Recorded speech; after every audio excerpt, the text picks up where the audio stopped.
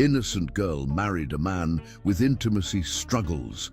She was ready for a passionate night, but he betrayed her trust. Hi, my beautiful family. Welcome back to Mr. Peter's Stories. My heart overflows with joy to be with you all again. Each time I sit down to write, I feel blessed by the incredible bond we've created together through these stories of love, healing, and hope. Let me begin with a special prayer for our growing family. May our hearts remain connected through the power of storytelling. May each word we share bring healing to those who need it most. May our community continue to grow in love and understanding, and may every story touch a soul searching for hope. Bless each reader who finds comfort in these pages, and guide us all toward deeper empathy and compassion. Amen. Your response to our last story touched me deeply. Reading your beautiful comments brought tears to my eyes. To know that these words reached your hearts and resonated with your own experiences means everything to me. When you share your thoughts and feelings, it reminds me why storytelling is such a powerful way to connect and heal. If these stories bring light to your life, please write "We are happy" in the comments. Your joy is my joy, and your support gives me strength to continue sharing these stories. I must also humbly acknowledge a small mistake in the last story. As a writer, I strive for perfection, but as a human, I sometimes fall short. Your gentle corrections show the love and care you have for these stories, and for that, I am deeply grateful. Your attention to detail helps make our stories even better. Now let's proceed with a new story that touches on a very real and sensitive issue affecting many men and women in our modern world. As always, I promise to handle this topic with care, respect, and understanding, hoping that through our shared experience of the story, we might find healing and hope together. The autumn breeze carried whispers of change through Manhattan's financial district as Corey Ocean stepped out of his Tesla Model S, adjusting the sleeve of his perfectly tailored Armani suit. At 32, he'd transformed Ocean Tech Solutions from a startup in his garage to a billion-dollar empire that revolutionized quantum computing. The Forbes article last week had called him the next tech titan, but standing in the shadow of Mount Sinai Hospital's research wing, he felt something missing, a void that no amount of success could fill.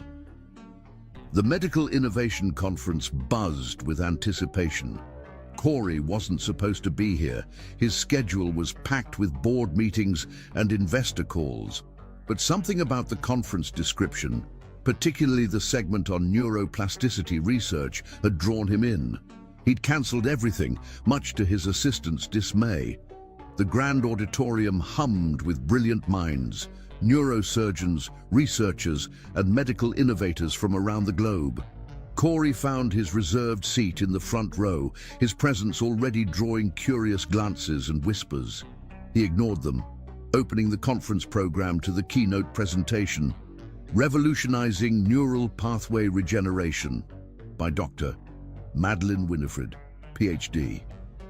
The lights dimmed and a hush fell over the audience. The click of heels against hardwood preceded her entrance, but nothing could have prepared Corey for the woman who stepped onto the stage.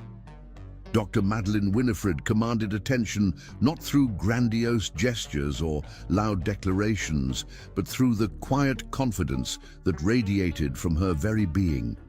Her dark skin glowed under the stage lights, and her precisely tailored charcoal suit spoke of someone who understood power didn't need to announce itself. But it was her eyes that caught him, intelligent, fierce, and hiding something that seemed to mirror his own carefully guarded vulnerability.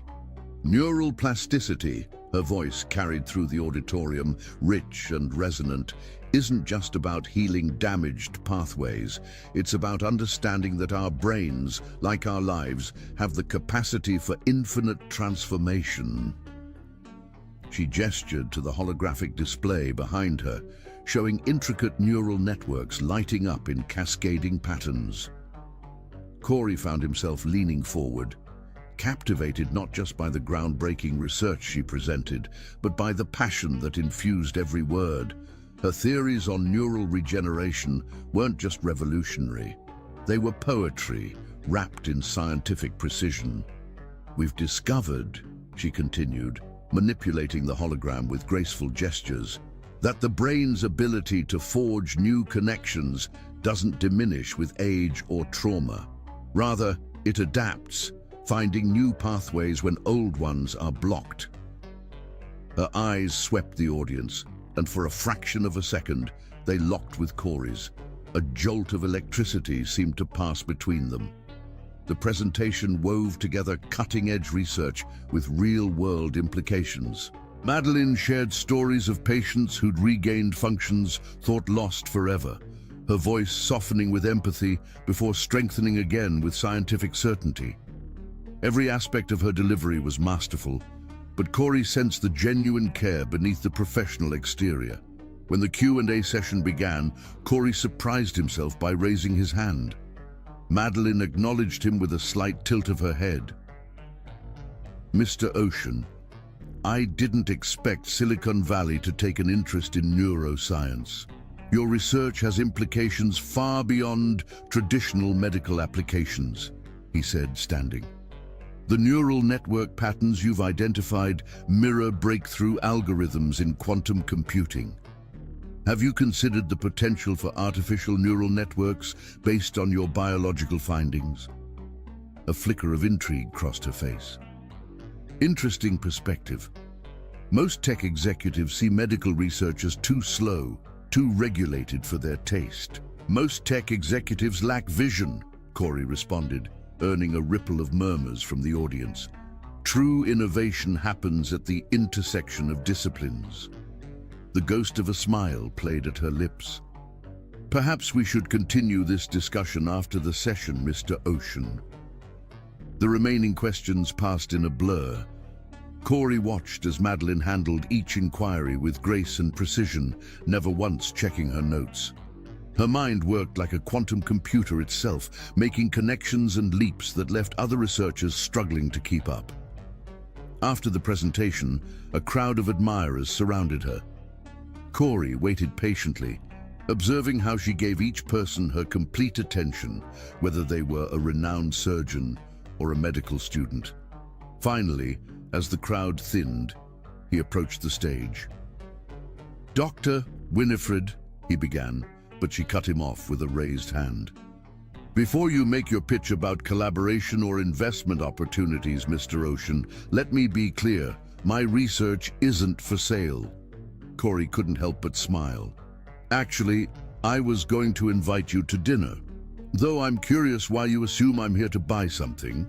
"Experience," she replied, gathering her presentation materials. "Men in expensive suits usually want something. And what if what I want is simply conversation? Your insights into neural pathway regeneration are fascinating, especially the implications for artificial intelligence development." She studied him for a moment, and Corey felt like those keen eyes were seeing past every wall he'd built. "You're not what I expected," she finally said. "I get that a lot. Is that a yes to dinner?" "It's a maybe," Madeline countered. "Convince me you're interested in the science, not the potential profit margins."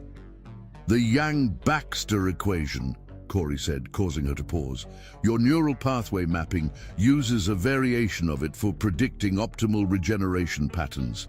The same equation underlies quantum entanglement theories. I read your paper in neural computing last month, twice actually. The mathematical parallels are extraordinary." A genuine smile transformed her face. "Now that, Mr. Ocean, is how you get a yes to dinner. Please call me Corey." "Madeline," she offered in return, "though I'm still not convinced this isn't an elaborate scheme to acquire my research. How about this? No business talk. We can discuss quantum mechanics, neural networks, or even jazz if you prefer. I know a little Italian place in the village where the owner still makes his mother's tiramisu recipe." "Jazz?" Her eyebrow arched with interest. "Let me guess, Miles Davis." "Close, Thelonious Monk. There's mathematical precision in his chaos. 7 o'clock, Madeline decided, and if you try to turn this into a business meeting, you'll eviscerate me with your considerable intellectual prowess? Precisely. She gathered her belongings, then paused. Though I have to admit, your quantum computing analogy was intriguing. High praise from someone who just revolutionized our understanding of neural plasticity. They exchanged contact information, and as Madeline walked away, Corey felt something he hadn't experienced in years, genuine excitement. He watched her disappear through the conference hall doors, her confidence evident in every step. Back in his Tesla, Corey sat for a moment before starting the engine. He'd come to the conference out of intellectual curiosity, hoping to find potential applications for his quantum computing projects. Instead, he'd found something entirely unexpected. Someone who saw past his carefully constructed facade, who challenged him intellectually and intrigued him personally. His phone buzzed with messages from his assistant about missed meetings and rescheduling nightmares, but for once, Corey didn't care. He had a dinner date with a brilliant neuroscientist who didn't seem impressed by his wealth or status. For the first time in years, he felt like Corey the person, not Corey the tech mogul. As he drove through the bustling streets of Manhattan, his mind kept returning to the moment their eyes had met during her presentation. There had been a connection there, something that transcended professional interest or physical attraction. It was recognition, two minds operating on the same frequency, two souls carrying similar weights. Little did he know that this autumn day, with its crisp breeze and golden light, would mark the beginning of a journey that would challenge everything he thought he knew about love, trust, and his own capacity for transformation. Just like the neural pathways Madeline studied, his life was about to forge new connections, leading him down paths he never expected to travel. The city's skyline gleamed in the late afternoon sun, and somewhere in that concrete jungle, a brilliant neuroscientist was probably already analyzing their interaction, unaware that she had just begun her own journey of discovery. The stars had aligned, bringing together two people who would change each other's lives in ways neither could imagine. As Corey pulled into his private parking garage at Ocean Tech's headquarters, he realized he was smiling. For the first time in longer than he could remember, he was looking forward to something that had nothing to do with business deals or technological breakthroughs. He was simply looking forward to dinner with Madeline Winifred, the woman who saw through his carefully constructed walls with the same precision she used to map neural pathways. The elevator carried him to his penthouse office, but his mind remained in that auditorium, replaying every moment of their interaction. He had 7 hours until dinner, 7 hours to prepare for a conversation that somehow felt more important than any board meeting or investor presentation he'd ever given.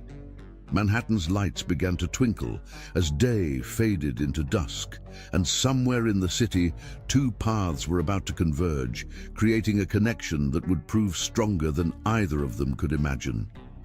The stage was set, the players were in position, and the first chapter of their story was about to unfold over tiramisu and discussions of quantum mechanics in a small Italian restaurant in the village.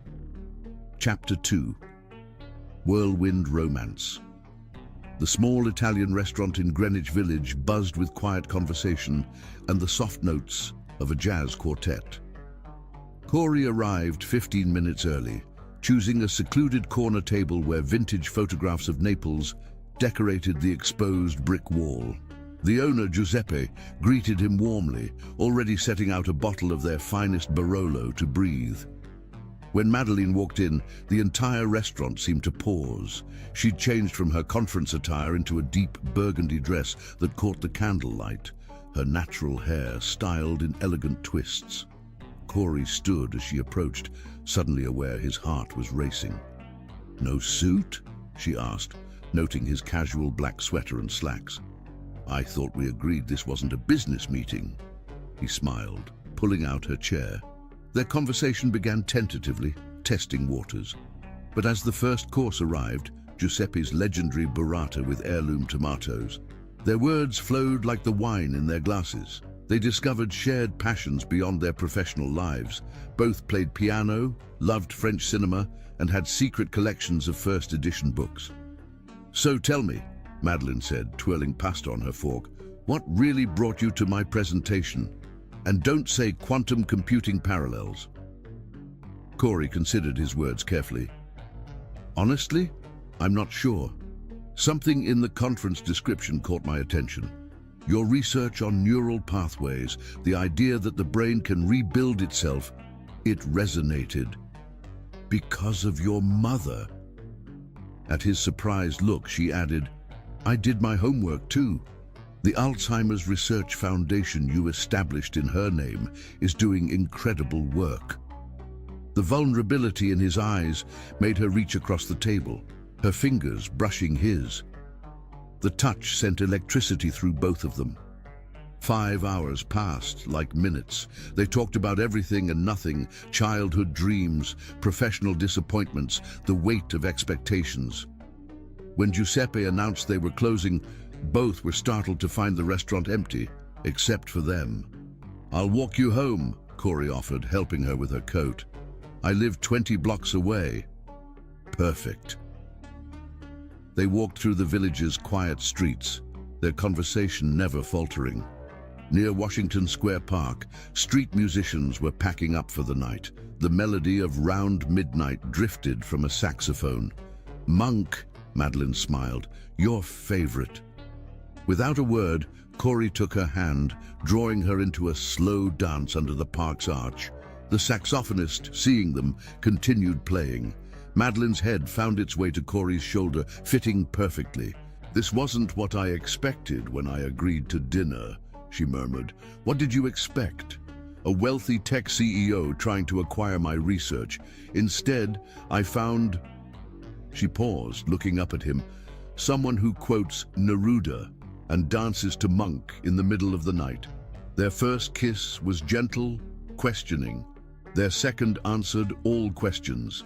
The next 6 months transformed them both. Corey, known for his brutal work schedule, started leaving the office at reasonable hours. Madeleine found herself sketching neural pathways while listening to Monk's discography. They built a world of their own, filled with small moments that meant everything. There were elaborate dates. Corey flew them to Paris for dinner, rented out the Metropolitan Museum for a private midnight tour, arranged a rooftop concert with her favorite jazz quartet. But the moments they treasured most were quieter. Sunday mornings reading the Times together, arguing over scientific theories while cooking pasta, walking through Central Park at dawn. In Madeleine's lab, Corey would bring lunch and listen to her explain her latest discoveries, offering insights from his quantum computing perspective. At Ocean Tech, she'd surprise him with coffee and challenge his algorithmic approaches with neurological parallels. Their professional lives began to intertwine naturally. At a neuroscience conference in Boston, Corey watched proudly as Madeleine presented their collaborative research on quantum neural interfaces. In Silicon Valley, she stood by his side as he announced Ocean Tech's new medical technology division. But beneath the surface of their perfect romance, Corey carried his secret like a weight. Each time their kisses deepened, each time her hands wandered, he found ways to pull back. He attributed it to respect, to wanting to take things slowly. Madeleine, focused on their intellectual and emotional connection, accepted his explanations while noting the shadow that sometimes crossed his face. 4 months into their relationship, Madeleine was working late in her lab when Corey surprised her with takeout from their Italian place. She was wearing one of his shirts she'd claimed after a rainy day, her hair tied up messily, completely absorbed in her work. "You're beautiful," he said from the doorway. She looked up, smiling. "I'm a mess. You're perfect." He set down the food and moved behind her, massaging her shoulders. What are you working on? Neural pathway regeneration in trauma cases. The brain's ability to rebuild itself is remarkable, but some patients struggle more than others. I'm trying to understand why. Corey's hand stilled for a moment. Maybe some kinds of trauma run too deep. She turned to face him. That's just it. No trauma is too deep for healing. The brain is incredibly resilient. It's often our own fears that block the healing process. Their eyes met, and for a moment, Corey wanted to tell her everything. But fear closed his throat, and instead he kissed her forehead. Have dinner with me? They ate cross-legged on her office floor, discussing everything except the words he couldn't say. Later that night in his penthouse, Madeline fell asleep reading journal articles in his bed. Watching her peaceful face in the city's glow, Corey felt both incredible love and crushing fear. 5 months into their relationship, during a weekend in the Hamptons, they walked along the beach at sunset. Madeline was telling him about a breakthrough in her research when she noticed he seemed distracted. "What's wrong?" she asked, stopping to face him. "Nothing's wrong," he said, pulling her close. "I was just thinking about how you've changed my life. Before you, I was all about the next deal, the next breakthrough. You've shown me there's so much more. Like dancing to jazz in the middle of the night. Like finding someone who sees past all the walls I built." She touched his face gently. "You don't need walls with me, Corey." The irony of her words hit him hard, but he pushed the pain aside. Because despite his secret, despite his fear, he knew with absolute certainty that he wanted to spend his life with this brilliant, beautiful woman who had transformed his world. The proposal came a week later, but not in the way he'd planned.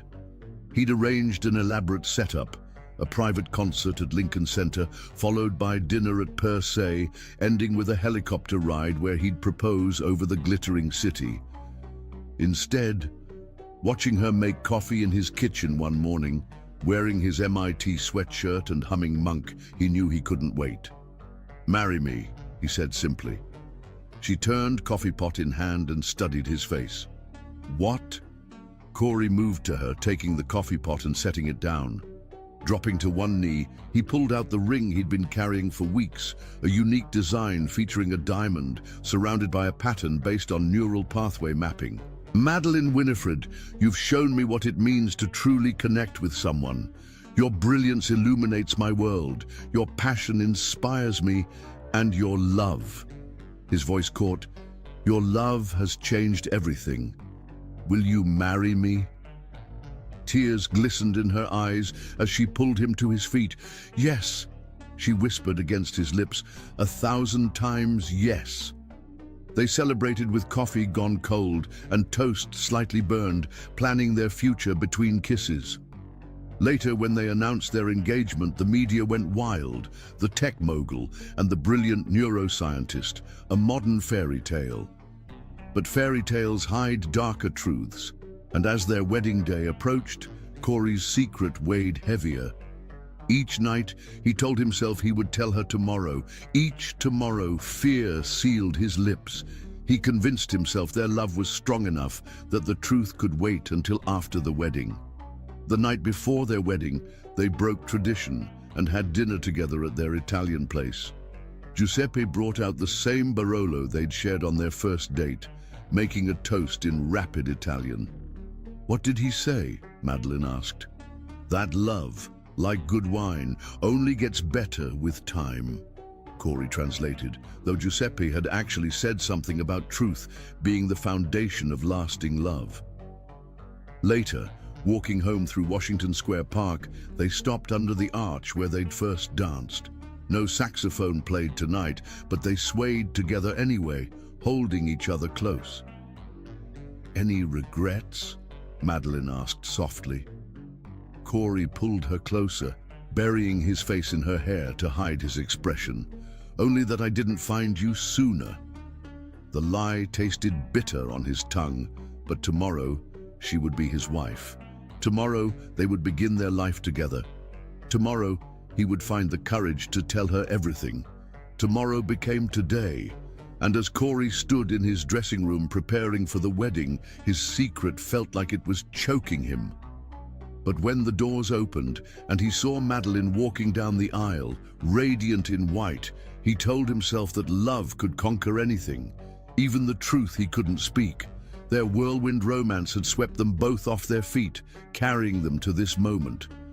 But even the strongest storms have an eye of perfect calm before the winds change direction, and their tempest was just beginning. Chapter 3. Perfect Day. Hidden Storms. Dawn painted Manhattan's skyline in shades of rose gold as Madeline stood at the window of her bridal suite at the plaza. Below, Central Park was awakening, joggers tracing paths through the morning mist. In a few hours, she would walk down the aisle in the hotel's grand ballroom to marry Corey Ocean. But for now, she savored this moment of solitude. Her custom Vera Wang gown hung nearby, its intricate beading catching the sunrise. The design incorporated subtle patterns based on neural pathway mapping, Corey's idea, a perfect blend of their worlds. A gentle knock interrupted her thoughts. "Come in," she called, knowing it would be her mother. Dorothy Winifred entered, already dressed in an elegant, deep purple gown that complemented her silver hair. She carried 2 cups of coffee and her signature look of maternal concern. "You're up early," Dorothy said, handing her daughter a cup. "Couldn't sleep?" Madeline inhaled the rich aroma. "Did you sleep at all before marrying Dad?" Not a wink. Dorothy sat on the plush window seat, patting the space beside her. "Come here, baby girl." Madeline joined her mother, feeling suddenly like a child again. They sat in comfortable silence, watching the city wake up. Finally, Dorothy spoke. "You're sure about him?" The question hung in the air. Madeline considered it seriously, as she did all things. "Yes," she said finally, but... Her mother's voice held no judgment, only understanding. "Sometimes," Madeline searched for the right words, "sometimes I feel like he's holding something back, like there's a door he won't let me open." Dorothy took her daughter's hand. "Men often have doors they keep closed, especially successful men like Corey. The question is, can you live with those closed doors?" "I love him, Mom. The way his mind works, how he sees the world. When we're together, everything makes sense."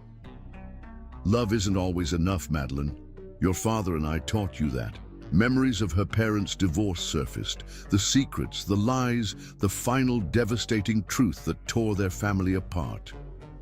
"Corey's different," she insisted. "I hope so, baby." Dorothy squeezed her hand. "Because you deserve someone who's as open with their heart as you are with yours." The morning progressed in a whirl of activity. Hairstylists, makeup artists, and photographers filled the suite. Madeline's bridesmaids arrived, fellow researchers and doctors who had supported her journey. Her best friend and maid of honor, Dr. Isabella, took charge with surgical precision. "Something old," Isabella announced, presenting a delicate pearl necklace that had belonged to Madeline's grandmother. "Something new," her mother added, fastening a pair of diamond earrings that matched her engagement ring. "Something borrowed," her youngest sister Rachel contributed, sliding a vintage sapphire bracelet onto her wrist. "And something blue," her other sister Michelle finished, revealing a garter with a tiny blue bow. As they helped her into her gown, Madeline caught glimpses of her reflection. The woman in the mirror looked like a princess, but she felt like a scientist on the verge of a discovery, excited, nervous, and aware that everything could change in an instant. Across the hotel, in his own suite, Corey stood before a different mirror, adjusting his bow tie for the 100th time. His best man and chief technology officer, Marcus Wright, watched with growing concern. "You look like you're about to face a firing squad, not marry the woman of your dreams," Marcus observed. Corey forced a smile. "Just nervous." "Bullshit." Marcus had known Corey since their MIT days. What's really going on? For a moment, Corey considered telling him everything. Instead, he said, "What if I'm not good enough for her?" The great Corey Ocean, feeling inadequate? That's new. Marcus's tone softened. "She chose you, man. Trust that. Trust." The word echoed in Corey's mind. How could he ask Madeline to trust him when he was hiding such a fundamental truth? A knock announced the arrival of Giuseppe, who had insisted on catering the wedding himself. The old Italian's eyes were bright with unshed tears as he hugged Corey. "Il momento della verità," Giuseppe said softly. "The moment of truth." Corey's stomach clenched. "Grazie, Giuseppe, for everything." The ballroom transformed into a magical space where science met romance. Crystal structures resembling neural networks hung from the ceiling, their lights creating patterns that mimicked synaptic connections. The flower arrangements incorporated rare orchids in deep blues and purples, Madeline's favorite colors. 300 guests filled the space, world-renowned scientists, tech industry leaders, and close friends and family. The press had been banned, making this intimate gathering even more special. As the string quartet began playing, Corey took his place at the altar.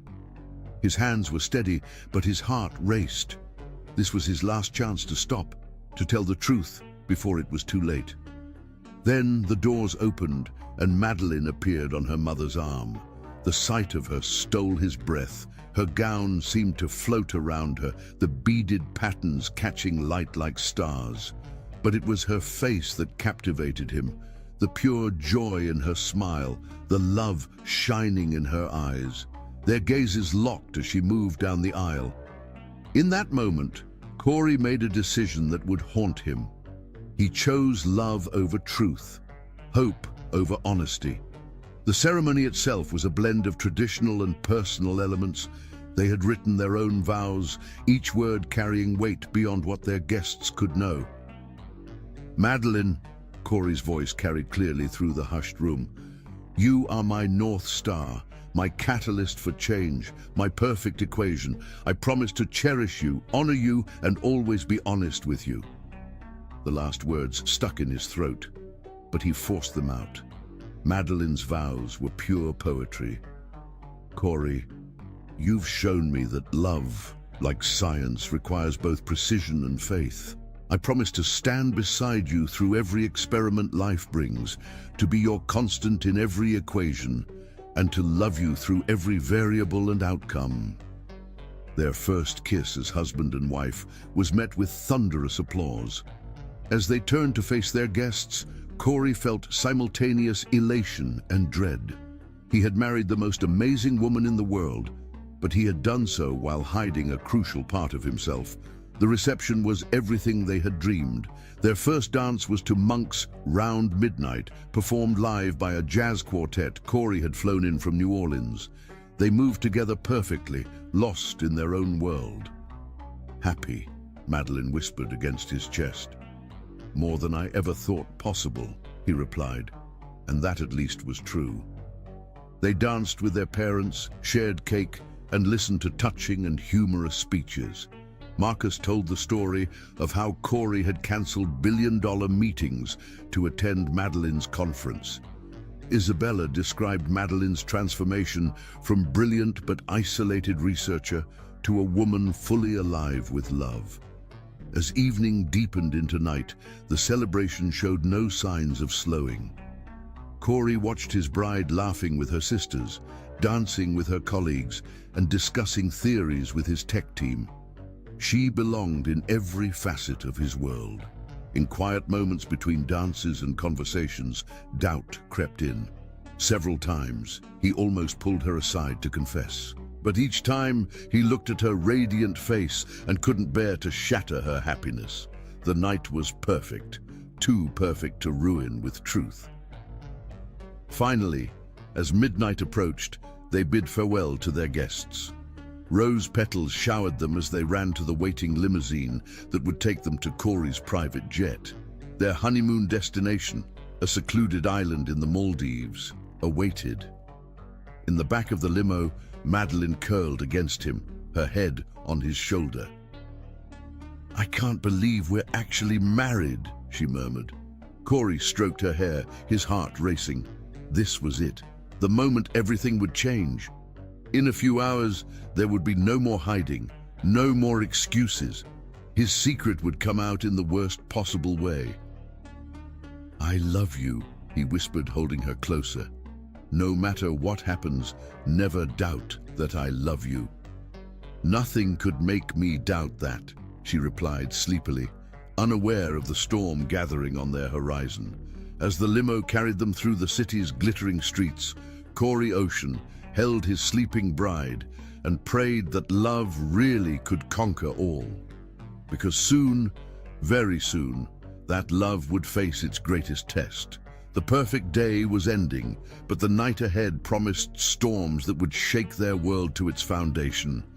In the morning, they would learn that sometimes the greatest threats to love come not from outside forces, but from the secrets we keep in our own hearts. Chapter 4. Shattered Trust. The private jet touched down in the Maldives just as dawn began painting the Indian Ocean in shades of pearl and gold. Corey and Madeline's arrival at the exclusive resort was met with champagne and flower lays, their private villa a masterpiece of luxury overlooking crystal waters. Madeline walked through the space in wonder, taking in the infinity pool that seemed to merge with the ocean, the outdoor shower surrounded by tropical flowers, the massive bed draped in white silk. Everything was perfect. Too perfect. "This is incredible," she breathed, stepping onto the deck. The morning breeze carried the scent of plumeria and salt water. Corey stood in the doorway, his heart hammering against his ribs. He'd arranged everything meticulously: the candlelit dinner on the beach, the couple's massage, the sunset cruise. Activities that would delay the inevitable. "You should rest," he suggested. "The flight was long." Madeline turned to him, her eyes dark with meaning. "I'm not tired." She moved to him slowly, her hands sliding up his chest. When her lips met his, the kiss was different from their previous ones, deeper, more insistent. Her fingers worked at his shirt buttons. "Madeline," he whispered, catching her hands. "Wait. We've waited," she said softly. 6 months of waiting. We're married now, Corey. No more waiting." The moment he dreaded had arrived. There would be no more elegant dinners or sunset cruises to hide behind. Just truth, raw and unavoidable. "There's something I need to tell you," he began, his voice rough. Madeline stepped back, studying his face. "What's wrong?" The words stuck in his throat. "How do you tell the woman you love that you've hidden something fundamental from her? That you've let her walk into a marriage without knowing a crucial truth?" "Corey, you're scaring me." He moved to the deck railing, gripping it until his knuckles went white. The paradise around them suddenly felt like a mockery. He swallowed hard. "I have intimacy issues, physical intimacy. It's something I've struggled with for years." The silence that followed was deafening. When he finally turned to face her, Madeline's expression had transformed from confusion to dawning comprehension. "Issues," she repeated carefully. "What kind of issues exactly?" "I can't." He gestured helplessly. "It's not something I can control.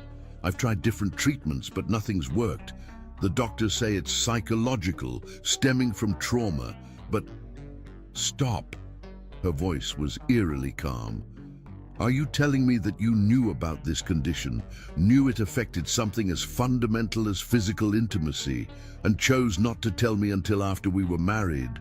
I wanted to tell you so many times, but you didn't." The calm began to crack. "You let me fall in love with you, accept your proposal, plan our wedding, say our vows, all while hiding something this important. I was afraid. Her laugh was bitter. I shared everything with you, Corey. Every fear, every dream, every part of myself. I trusted you completely. Madeline, please. No. She held up a hand. You don't get to, Madeline. Please me right now. Do you understand what you've done? You've trapped me in this marriage under false pretenses. I haven't trapped you. I love you. We can work through this together.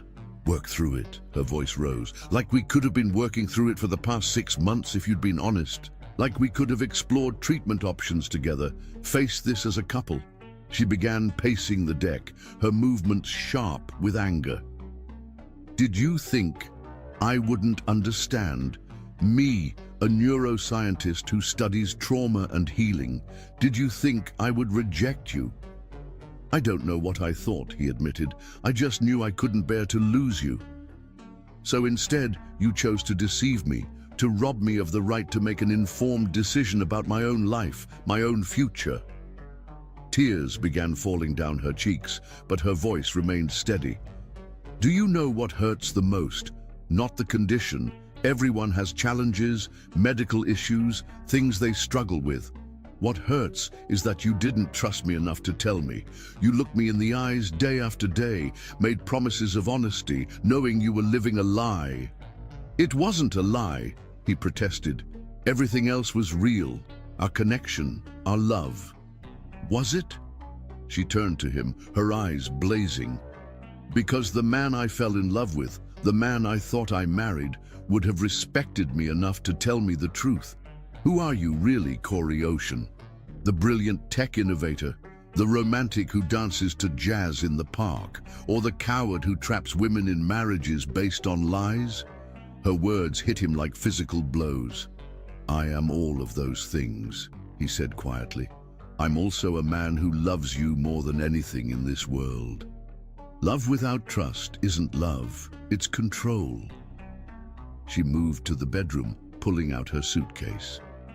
And you controlled this entire situation, didn't you? Orchestrated everything perfectly. Was this beautiful villa meant to soften the blow? These planned activities meant to delay the inevitable? No, I just what? Thought you could keep hiding it? Thought once we were married I'd have no choice but to accept it? Accept that my husband is someone who could lie to me so fundamentally? She began throwing clothes into the suitcase, her movements jerky with emotion. You know what makes this even worse? I noticed things, moments when you pulled away, shadows in your eyes, but I trusted you. I told myself if something was wrong, you'd tell me because that's what people who love each other do. We can still work this out, he pleaded. I'll get help, try new treatments. This isn't about the treatments. She whirled to face him. This is about trust, about respect, about seeing me as an equal partner worthy of making my own informed choices. Her words hung in the air between them. Finally, she zipped up her suitcase. I'm leaving. Madeline, please don't do this. I'll do anything. Anything except tell me the truth when it mattered. She wiped her tears roughly. I need time to think, to process this betrayal. Don't try to stop me. At least let me arrange the flight. No more arrangements, no more control. I can book my own flight. She moved toward the door, then paused. You know what's ironic? If you had told me from the beginning, I would have stood by you. We could have faced this together, found solutions together. Instead, you chose to face it alone and forced me to face this betrayal alone. I love you, he whispered. Love without trust is just another form of lies. She slipped off her wedding ring and placed it on the table. Goodbye, Corey. The door closed behind her with a soft click that somehow hurt more than a slam would have. Corey stood frozen, staring at the ring glinting in the morning sun. Around him, paradise continued. Waves lapped at the shore, tropical birds sang, a warm breeze carried the scent of flowers. But inside the villa, everything had shattered. His perfect plans, his careful lies, his hope that love could overcome his deception, all lay in ruins around him like broken glass. He picked up her ring, its weight impossibly heavy in his palm. The neural pathway pattern etched inside caught the light, a symbol of their connection, their shared passion for understanding how things break and heal. But some things, once broken, resist healing. Trust, like neural pathways, requires the right conditions to regenerate. And Corey Ocean, the brilliant innovator who could solve any technical problem, had no idea how to repair what his lies had destroyed. The sun climbed higher in the paradise sky, but in Villa 17 of the exclusive resort, a man sat alone in darkness of his own making, holding a ring that represented everything he'd gained and lost in the space of 24 hours. Chapter 5. The storm breaks. Morning light filtered through the windows of Madeline's childhood home in Harlem, where she had fled after leaving the Maldives.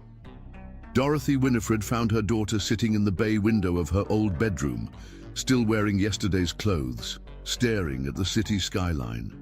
"You haven't slept," Dorothy observed, setting down a cup of coffee. "How could I?" Madeline's voice was hoarse from crying. "Every time I close my eyes, I see his face when I left. I hear his voice saying he loves me." "Love isn't enough without honesty," Dorothy said gently, echoing their conversation from the wedding day. "I keep analyzing every moment, every interaction." Madeline wrapped her hands around the warm coffee mug.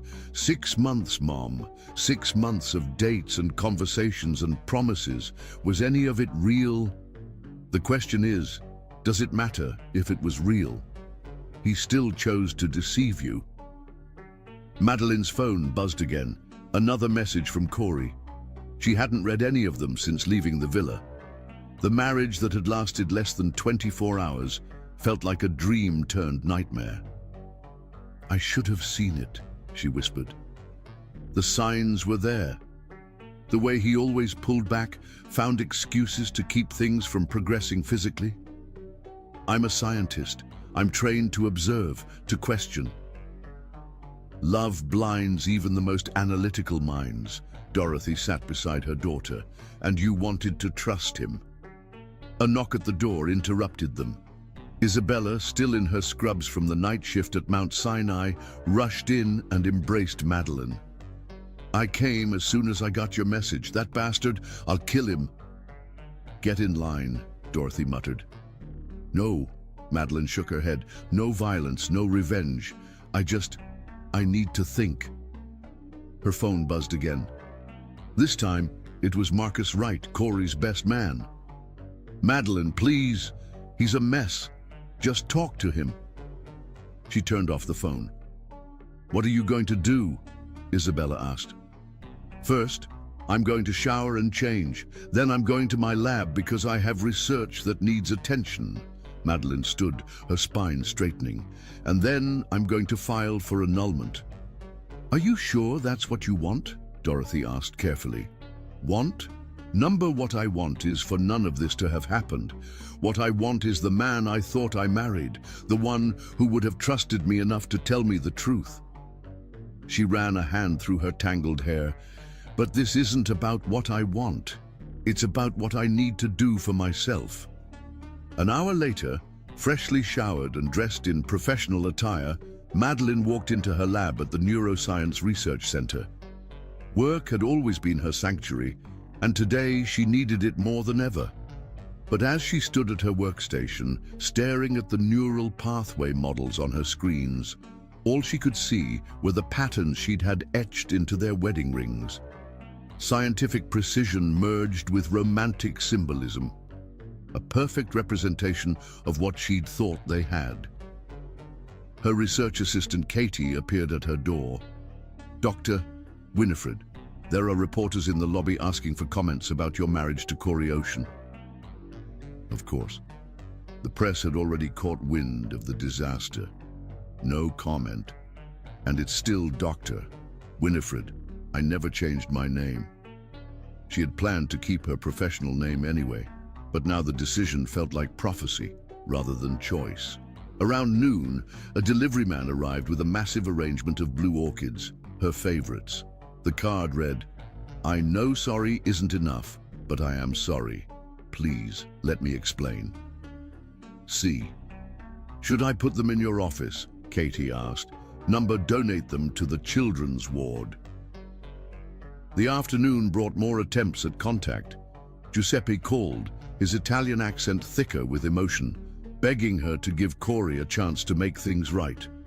Her sister Rachel texted that several tech blogs were speculating about trouble in paradise after Corey was seen returning from the Maldives alone. Finally, as evening approached, a familiar figure appeared in her doorway. "You look terrible," Madeline said flatly. Corey stood there, still wearing his traveling clothes, dark circles under his eyes. "I had to see you." "How did you get in here?" "I own the building, remember? The research center is part of Ocean Tech's medical division." "Right, because you own everything, control everything." She turned back to her work. "Go away, Corey. Not until you hear me out." "Hear what? More lies? More excuses?" She spun to face him. "Or maybe you have other medical conditions you forgot to mention before tricking me into marriage." "I didn't trick you." He stepped into the lab. "Everything between us was real. Except the trust. Except the honesty. Except the basic respect of letting me make an informed choice about my own life. I was afraid. So was I." The words exploded from her. "I was afraid every day. Afraid of not being enough. Afraid of failing at marriage like my parents did. Afraid of losing myself in loving you too much. But I told you those fears. I shared them with you because I thought we were partners. We can still be partners." He moved closer. "I'll get help. I'll try new treatments. There are specialists." "Stop." She held up a hand. "Just stop. This isn't about the medical condition, Corey. This is about trust. This is about you deciding that your fear was more important than my right to know the truth. I couldn't bear the thought of losing you. So instead you lied until it was too late for me to choose? Do you realize how manipulative that is?" She gestured to her research. "I study neural pathways, Corey. I understand trauma responses, psychological barriers. If you had told me from the beginning, we could have faced this together." "We still can." "No, we can't. Because now, every time I look at you, I'll see the man who could lie to me for months, who could stand before our friends and family, make vows of honesty, knowing he was living a lie." Tears filled her eyes. "Do you know what makes it worse? I would have understood. I would have loved you through it, supported you, helped you find treatment. Instead, you took away my chance to be that person for you. Madeline, please." His voice broke. "I love you. Love without trust is just control in disguise." She wiped her eyes. "Please leave. And don't come back." "What about the research center? Our collaboration?" "The center can continue its work without direct contact between us. That's what lawyers and contracts are for." He stood there looking lost. "I never meant to hurt you." "But you did. And the fact that you still don't understand why shows me I'm making the right decision." She turned away. "Goodbye, Corey." His footsteps retreated slowly. At the door, he paused. "I'll never stop loving you. Then love me enough to respect my decision." After he left, Madeline sat at her desk, staring at the neural pathway models. The human brain could rebuild connections, find new pathways when old ones were damaged. But some injuries went too deep, severed too many connections at once. She picked up her phone and dialed her lawyer's number. It was time to make the break official, to cauterize the wound before it could fester. Outside her window, storm clouds gathered over Manhattan. How fitting, she thought, that nature itself seemed to echo the tempest in her heart. She had walked into marriage expecting paradise and found deception instead. Now she had to walk away, not because she stopped loving him, but because she loved herself enough to demand truth, respect, and the right to make her own choices about her life. The storm was breaking, and in its wake, Nothing would ever be the same. Chapter 6. Separate Storms. 1 month after the wedding that wasn't, Manhattan's financial district buzzed with rumors about Corey Ocean. The tech mogul had become a ghost in his own company, attending meetings virtually when he attended them at all. Ocean Tech's stock had dropped 15 points, and whispers of a leadership crisis echoed through Wall Street's corridors of power. In his penthouse office on the 80th floor, Corey sat in darkness, watching the city lights blur through rain-streaked windows. Empty coffee cups and untouched meals littered his desk. His normally immaculate appearance had given way to stubble and wrinkled clothes. Marcus Wright found him there, as he had every night for the past month. "Board meeting in 10 minutes, Marcus announced, flipping on the lights. "And you're going to attend in person this time." Corey didn't move. "Cancel it." "No." Marcus's voice hardened. "You've canceled 3 meetings this week already. The shareholders are getting nervous." "Let them be nervous." "Damn it, Corey." Marcus slammed his hand on the desk. "You're letting everything fall apart. The quantum neural interface project is stalling, the medical division is in chaos, and our competitors are circling like sharks. None of it matters without her." "Then get her back." Marcus ran a hand through his hair in frustration. "But first, get yourself together. You think Madeline would want this version of you? The one who's letting his life's work crumble?" At the mention of her name, Corey flinched.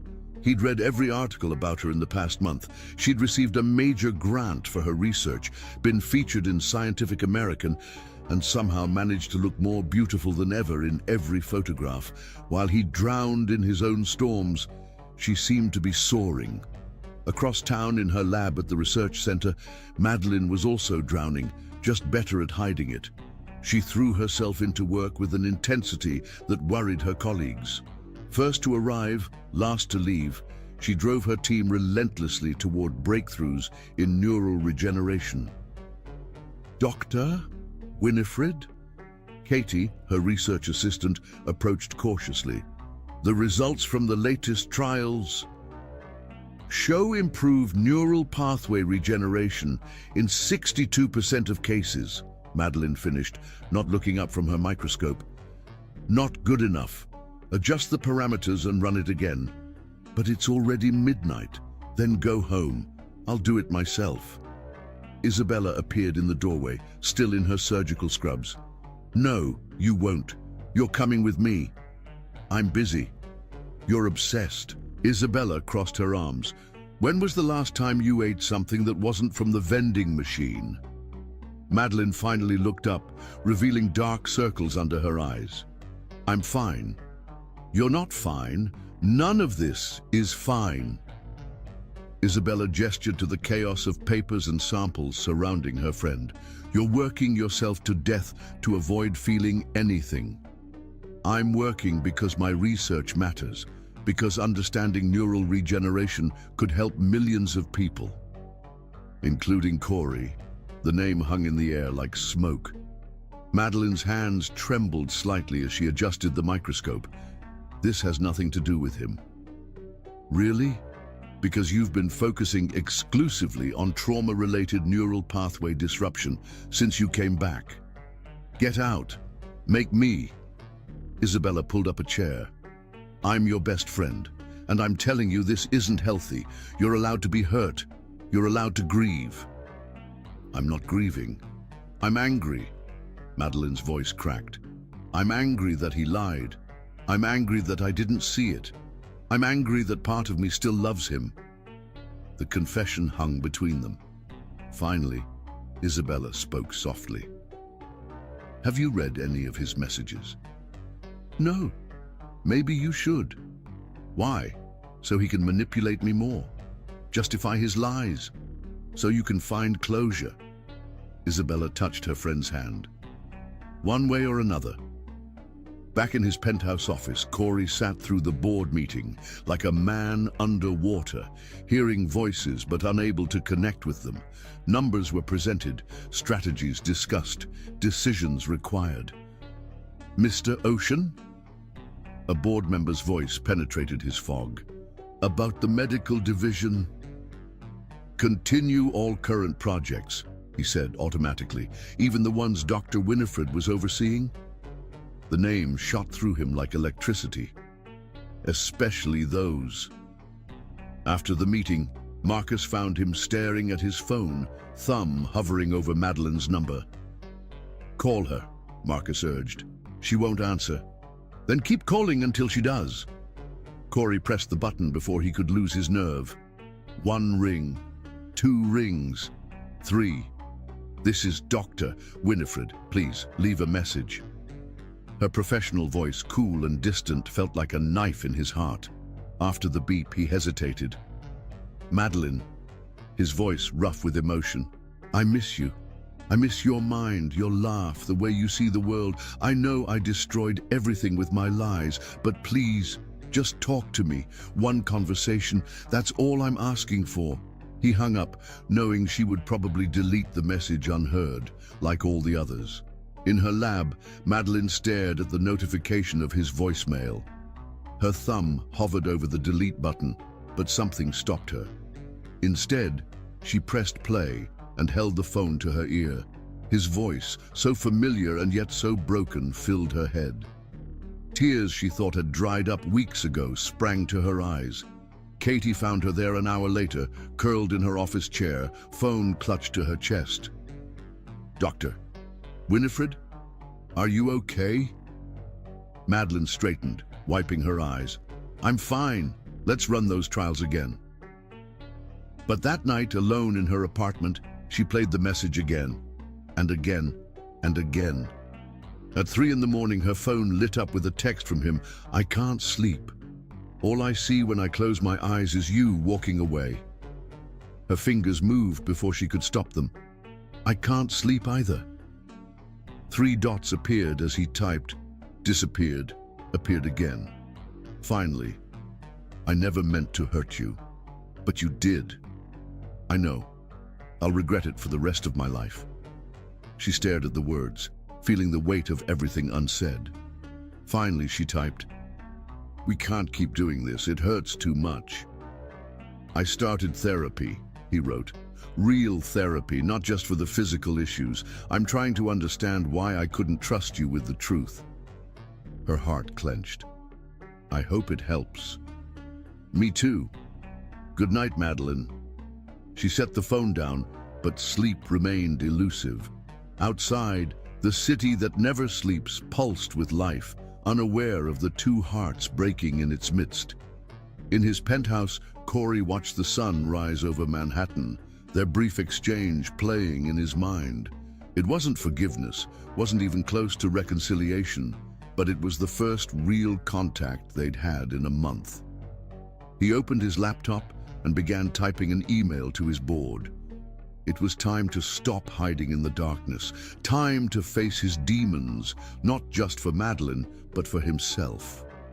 The storm wasn't over, but perhaps they had both survived the worst of it. Now came the harder part, learning to live in its aftermath, to rebuild what was broken, even if they had to do it separately. As dawn painted the sky in shades of hope, 2 people in different parts of the city faced the same truth. Sometimes, love isn't enough to bridge the gaps between hearts, but maybe, just maybe, it's enough to help them find their way back to themselves. Chapter 7. First Steps. Rain pounded against the windows of the exclusive McLean Clinic in Boston, where Corey Ocean sat in the private waiting room, his usual confidence nowhere to be found. The clinic, housed in a converted Victorian mansion, specialized in treating high-profile patients with intimate health issues.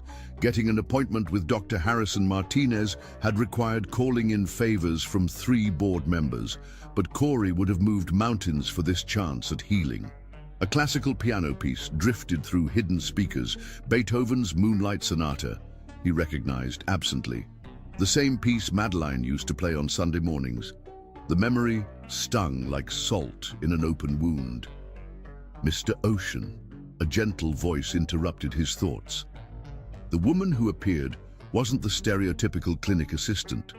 Dr. Sarah Liu, according to her nameplate, carried herself with the quiet authority of someone who had guided many through their darkest moments. Dr. Martinez is ready for you. Would you like a moment to center yourself first? He almost said no, almost fell back on his practiced corporate efficiency.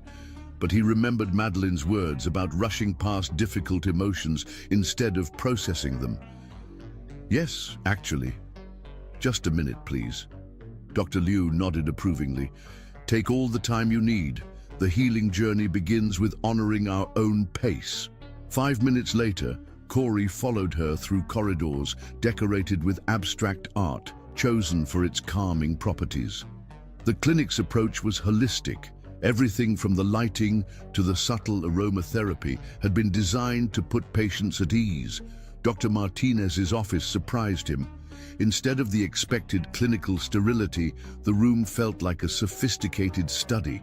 Leather chairs, wood paneling, and floor-to-ceiling windows overlooking a private garden created an atmosphere of masculine comfort. Welcome, Mr. Ocean. Dr. Martinez rose from behind his desk. In his mid-50s, with silver-streaked hair and kind eyes, he projected both authority and empathy. I've reviewed your file, but I'd like to hear the story in your own words. Corey remained standing, his body tense. Before we begin, I have some non-disclosure agreements. Sit down, Mr. Ocean. The doctor's tone was gentle but firm. In this room, you're not a CEO. You're not a public figure. You're simply a man seeking healing. Everything said here is protected by doctor-patient confidentiality and the highest security protocols. Something in the doctor's manner, professional yet deeply compassionate, broke through Corey's defenses. He sank into one of the leather chairs, suddenly exhausted. Now, Dr. Martinez sat across from him. Tell me why you're here. I lost everything. The words came out rough, painful. My wife, ex-wife. She left because I couldn't tell her the truth about my condition, about my inability to... He gestured helplessly. Sexual intimacy issues, Dr. Martinez supplied calmly, a medical condition that affects millions of men, though few speak of it openly. When did you first notice symptoms? For the next hour, Corey talked about his first experiences in college, the shame that followed failure, the series of doctors who prescribed pills without addressing the underlying causes, about building his company as a fortress of success to compensate for his perceived inadequacy. And Madeline, Dr. Martinez prompted, tell me about her. She's brilliant. A neuroscientist studying neural pathway regeneration. When we met, it was like finding a missing piece of myself. We connected on every level, intellectually, emotionally, but physically. You kept pulling away. I tried to tell her so many times, but the words wouldn't come. How do you tell someone you love that you're broken? Are you broken, Mr. Ocean? The question was pointed but kind. Or are you carrying wounds that need proper healing? The distinction hit him hard. I've tried healing before. Different doctors, different treatments. But always in isolation, Dr. Martinez noted, always carrying the burden alone. I couldn't bear the thought of anyone knowing. Shame, the doctor said simply, is the real enemy here, not the physical symptoms. Shame isolates us, convinces us we're unworthy of love or understanding, but shame cannot survive in the light of compassion, especially self-compassion. He pulled out a notepad. I'm going to recommend a comprehensive treatment plan. Part medical, part psychological, individual therapy, group therapy, and specialized physical treatments. Group therapy? Corey recoiled. That's impossible. If the media found out, the men in my therapy groups include CEOs, politicians, professional athletes, all bound by the same strict confidentiality. Isolation feeds shame, Mr. Ocean. Community helps heal it. That evening, Corey found himself in the basement of St. Patrick's Cathedral, far from his usual Manhattan haunts. The men's support group met in a private room, chairs arranged in a circle. No $1,000 suits here, just regular guys carrying similar burdens. James, the group facilitator, had a quiet strength about him. Would anyone like to share first? Silence stretched. Corey thought of Madeline, of her courage in facing difficult truths. Drawing a deep breath, he raised his hand. "My name is Corey." His voice shook slightly, "and I lost the love of my life because I was too ashamed to tell her about my intimacy issues." "Welcome, Corey," the group responded in unison. One by one, other men shared their stories.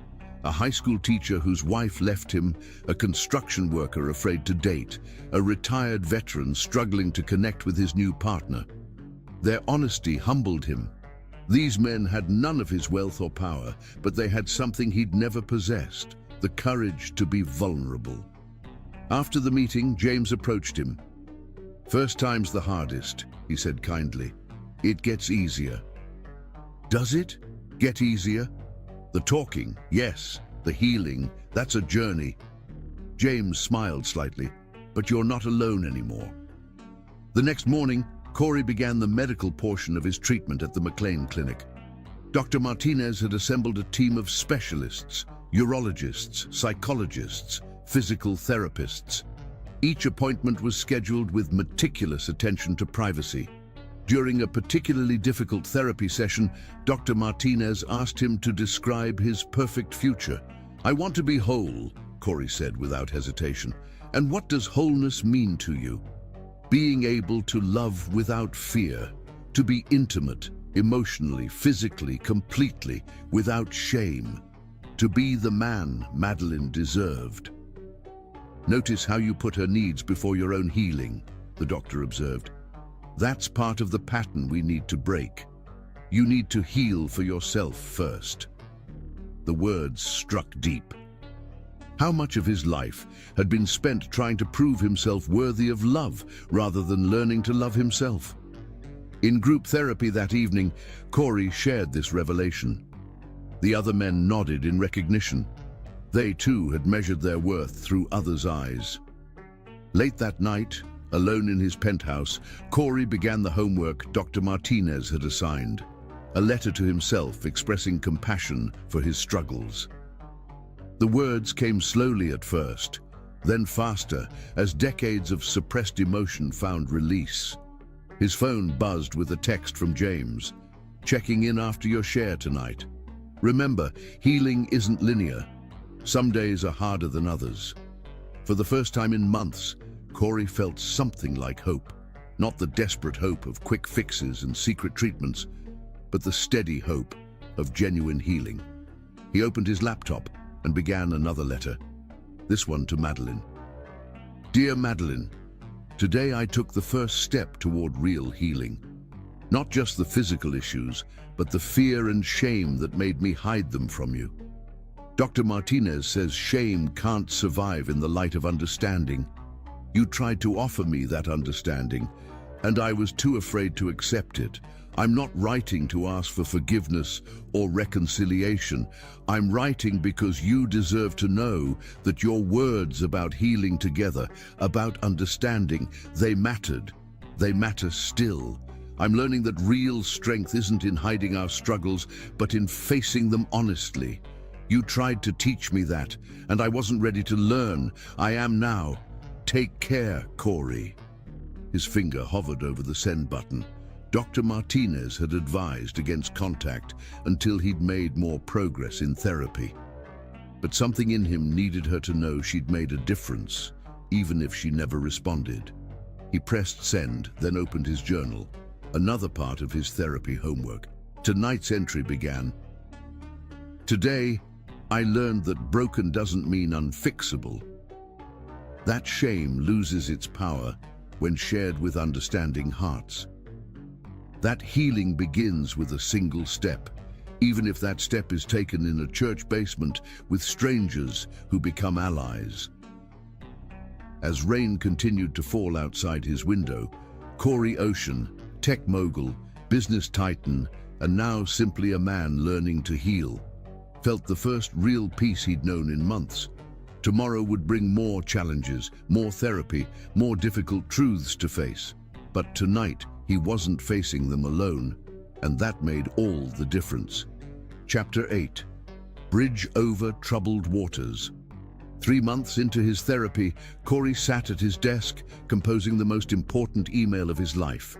The words had to be perfect, honest without being overwhelming, vulnerable without seeking pity. Dr. Martinez had finally given him permission to reach out to Madeline with a full explanation, but the task felt more daunting than any business deal he'd ever negotiated. After 20 drafts, he began typing, "Dear Madeline, I've started and deleted this email more times than I can count. The irony isn't lost on me. I'm still struggling to find the right words, but this time it's not from fear. It's from the deep desire to be completely honest with you finally. Over the past 3 months, I've been working with Dr. Harrison Martinez, a specialist in intimate health and psychological trauma. Through therapy, both individual and group, I've begun to understand why I couldn't trust you with my truth before. My intimacy issues began in college, but the shame began much earlier. Growing up, I internalized toxic messages about masculinity, success, and worth.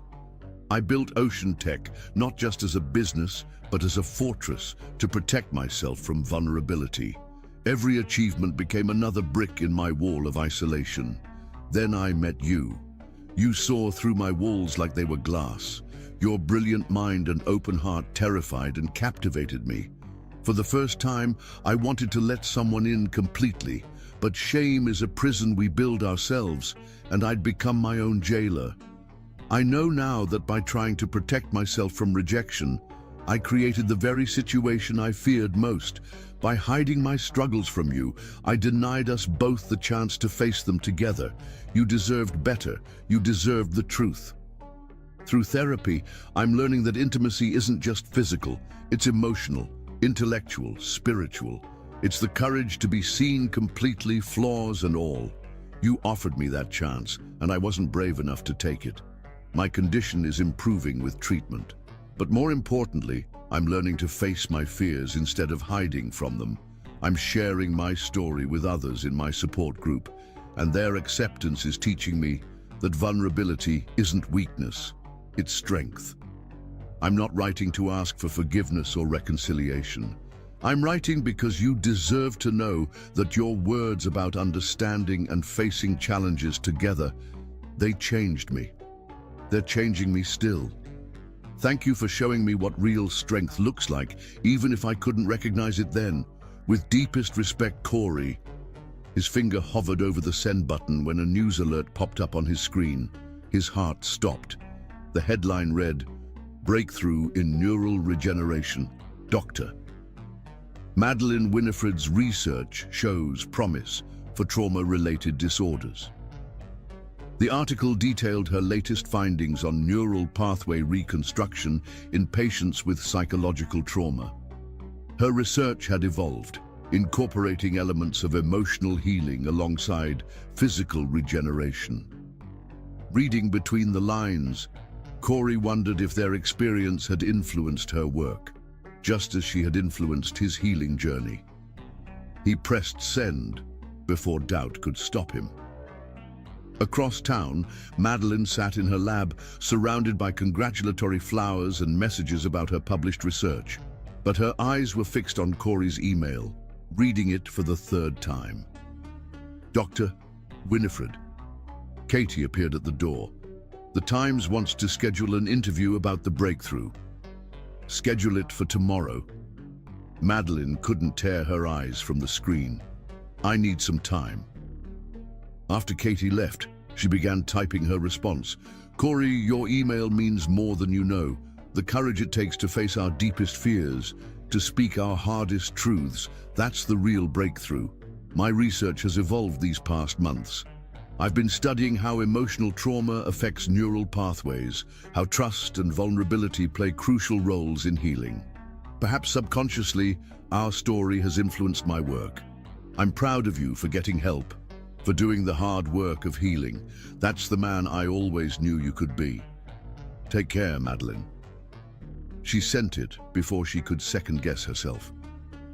That evening, their paths unexpectedly crossed at a medical innovation conference. Madeline was there to present her research, Corey to represent Ocean Tech's medical division. They saw each other across the crowded auditorium, 6 months of pain and growth hanging between them. During her presentation, Corey watched with pride as she explained her findings. Her work had always been brilliant, but now it carried new depth, new understanding of the connection between emotional and physical healing. After the presentation, they found themselves alone in a quiet corner of the reception area. "Congratulations on the breakthrough," Corey said softly. "Thank you." She studied his face, noting the changes. The haunted look in his eyes had been replaced by something calmer, more grounded. "Your email, it must have been difficult to write. Not as difficult as lying to you was." He met her gaze steadily. "I'm learning that truth, even when it's painful, feels better than hiding." "How's therapy going?" "It's challenging. Dr. Martinez doesn't let me hide behind my usual defenses.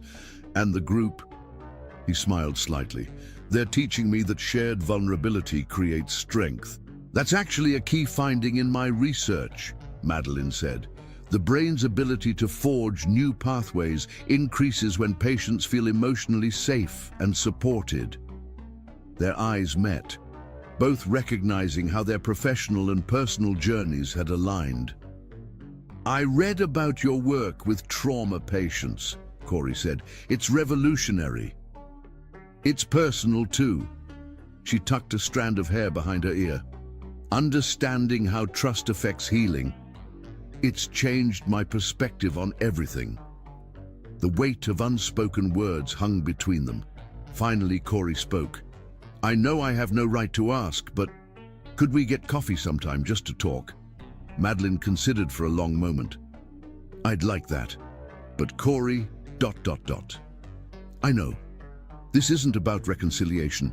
It's about healing, separately but maybe not entirely apart." She nodded, understanding. "Next week? Our old place in the village?" "I'd like that."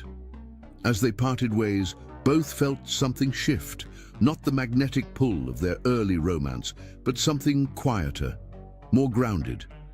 A recognition that sometimes bridges can be built over troubled waters, not to cross immediately, but to know the possibility exists. That night, Corey shared the encounter with his support group. James, his friend from the first meeting, smiled knowingly. "Progress isn't about getting back what we lost," James said. "It's about becoming someone who would never lose it in the first place." In her lab, Madeline added a new section to her research notes. Trust and vulnerability in neural pathway regeneration. The role of emotional safety in healing trauma. Their separate storms had begun to calm, revealing new landscapes neither had expected. Whether these paths would converge again remained to be seen, but for now, the simple act of honest communication felt like victory enough. Chapter 9. Healing Waters. The rooftop garden of Mount Sinai's neuroscience wing gleamed with morning dew as Madeline tended to her experimental healing garden. She'd created this space 6 months ago, a living laboratory where trauma patients could connect with nature while she studied their neural responses. Today, she had a different kind of healing session planned. Her phone buzzed with Corey's message. "I'm here." The garden's design was revolutionary. Plants chosen specifically for their therapeutic properties, arranged in patterns that mimicked neural pathways. Fountains created white noise that helped calm anxious minds, while carefully positioned mirrors reflected natural light in ways that stimulated positive neural responses. Corey emerged from the elevator, stopping short at the sight. "This is incredible. My latest research project," Madeline explained, pruning a lavender plant. "We're studying how environmental factors influence neural regeneration, Each section corresponds to different types of trauma recovery. She looked different here among her healing plants, more serene, more grounded. Her lab coat was smudged with soil, her hair tied back loosely, yet she'd never looked more beautiful to him. "Why did you ask me to come here?" he asked softly. "Because healing happens in unexpected places." She gestured to a bench surrounded by blooming, night-blooming jasmine. "Sit with me." The bench was positioned to catch the morning sun while offering a view of the Manhattan skyline. Below them, the city pulsed with life, but up here, time seemed to slow. "I read your latest treatment results," Madeline began, her scientific mind never far from research. "The progress you're making, it's remarkable." "The physical healing is one thing," Corey admitted. "The emotional work is harder, learning to trust myself again, to believe I'm worthy of connection. That's actually why I asked you here." She pulled out her research tablet. "Look at these brain scans, before and after environmental therapy in this garden. See how the neural pathways respond to natural patterns." The images showed dramatic changes. Areas once dark with trauma, lighting up with new connections. "The brain seeks harmony," she continued. "When we provide the right environment, healing happens naturally. It's not forced, it's facilitated." "Is that why you created this space, for your patients?" "Initially." She set the tablet aside. "But I realized I needed it too. After everything, I struggled to trust my own judgment. This garden became my healing space." A monarch butterfly landed on the lavender between them, its wings catching the sunlight. "The butterflies started coming about a month ago," Madeline smiled. "They shouldn't be this high up, but somehow they found us. Now I'm studying their impact on patient recovery rates." "Always the scientist," Corey said fondly. "Science helps me make sense of things. Like us." She turned to face him fully. "Do you know what I see when I look at your latest brain scans?" "What?" "Courage. Each new neural pathway represents a moment you chose truth over fear, vulnerability over protection. You're literally rewiring your brain through brave choices." Her words touched something deep in him. "I couldn't have done it without your research showing it was possible." "That's just it, Corey. I can study neural regeneration forever, but the actual healing, that comes from within. You did that. You faced your fears, spoke your truth, did the hard work." A gentle breeze carried the scent of jasmine between them. In the distance, a church bell chimed 9 times. "There's something else I wanted to show you," Madeline said, standing. She led him to a secluded corner where a quantum sensor array was set up among the plants.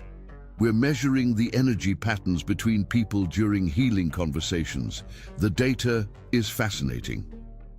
She activated the display, and holographic patterns appeared in the air between them, swirling, dancing, responding to their presence. "These are our current energy patterns," she explained. "Watch what happens when we're honest with each other." "How do you mean?" She took a deep breath. "I miss our friendship, Corey, not just the romantic parts. I miss how our minds work together, how we see possibilities others don't." The holographic patterns shifted, becoming more harmonious. "I miss that too," he said softly.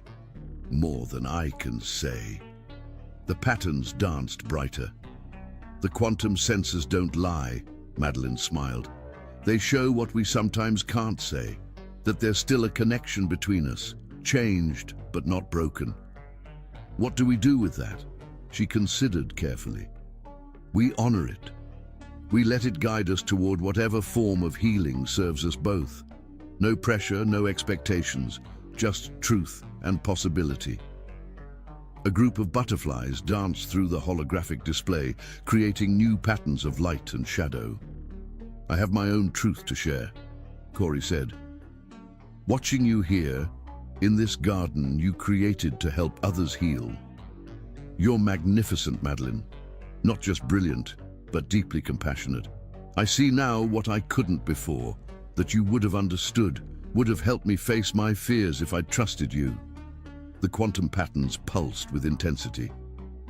We can't change the past, she said gently, but maybe we can build something new, something based on complete honesty from the start. What are you suggesting? Partnership.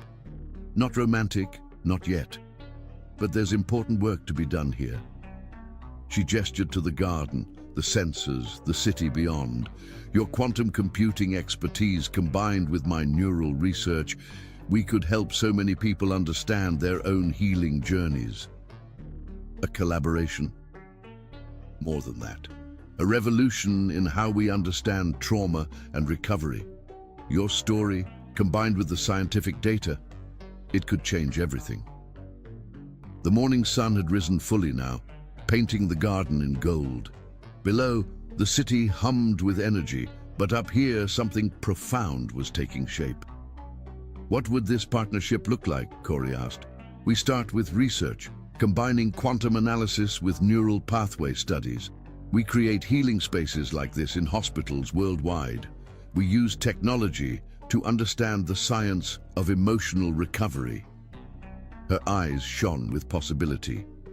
But most importantly, we do it together, as equals, with complete transparency. The quantum patterns between them had stabilized into a complex, beautiful geometry. Look, Madeline pointed to the display. Perfect resonance. Our energy patterns are aligned even as we discuss this logically.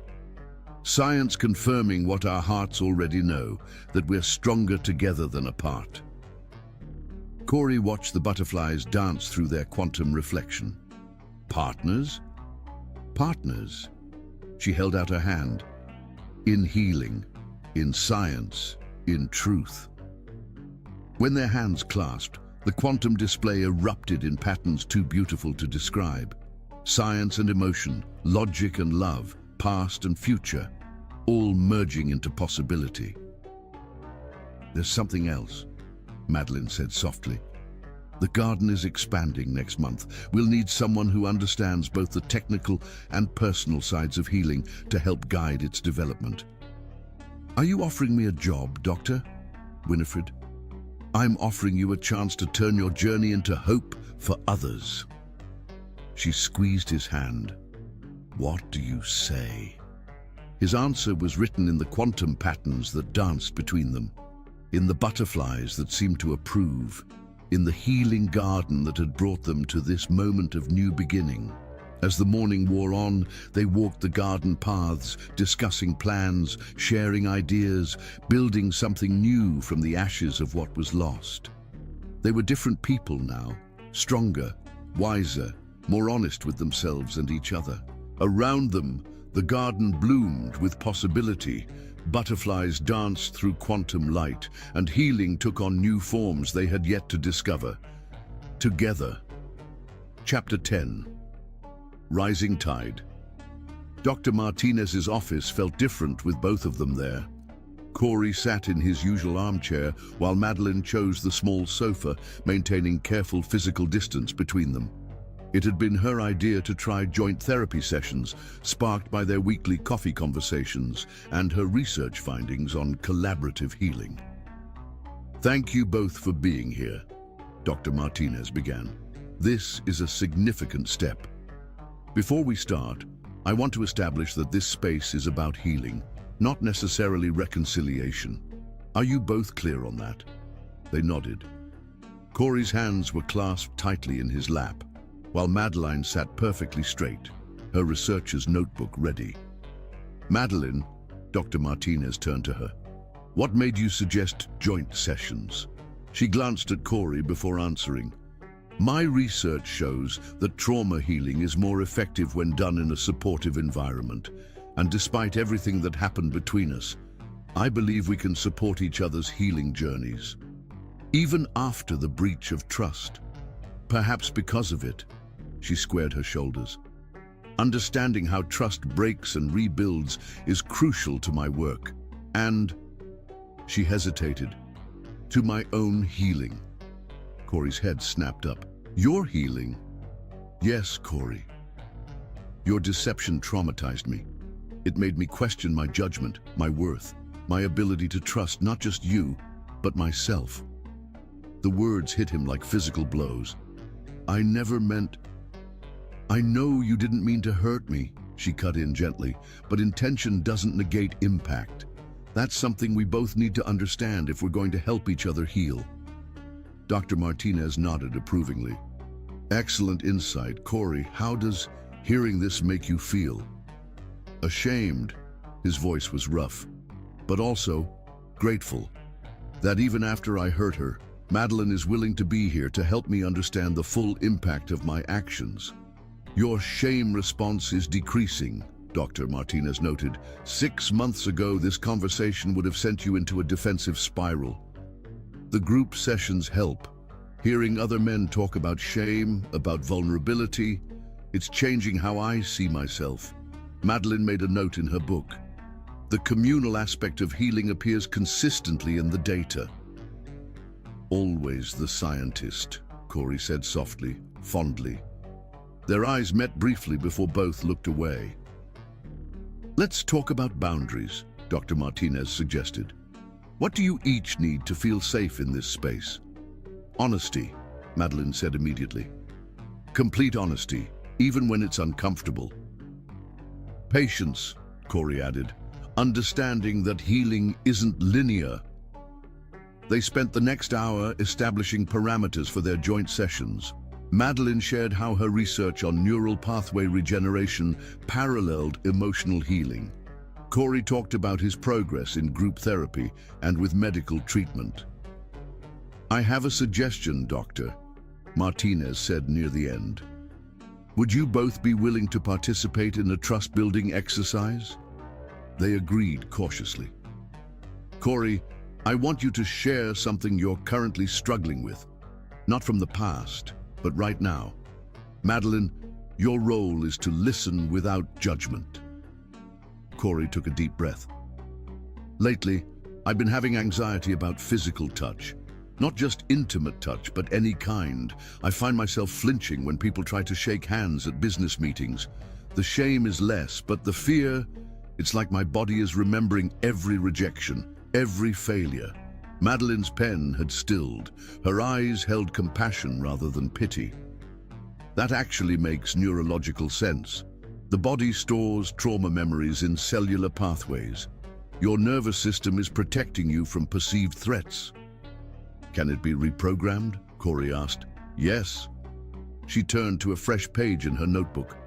Through gradual exposure in safe environments, new neural pathways can form.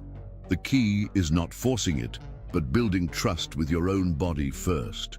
Dr. Martinez watched their interaction with interest. This is exactly the kind of collaborative healing I hoped for. You both bring unique perspectives and knowledge to this journey. The session ended with homework. Corey would continue his exposure therapy, while Madeline would document parallel patterns between emotional and neurological healing. In the elevator afterward, they stood in comfortable silence until Madeline spoke. Would you be interested in participating in our research study? Your journey could help others struggling with similar issues.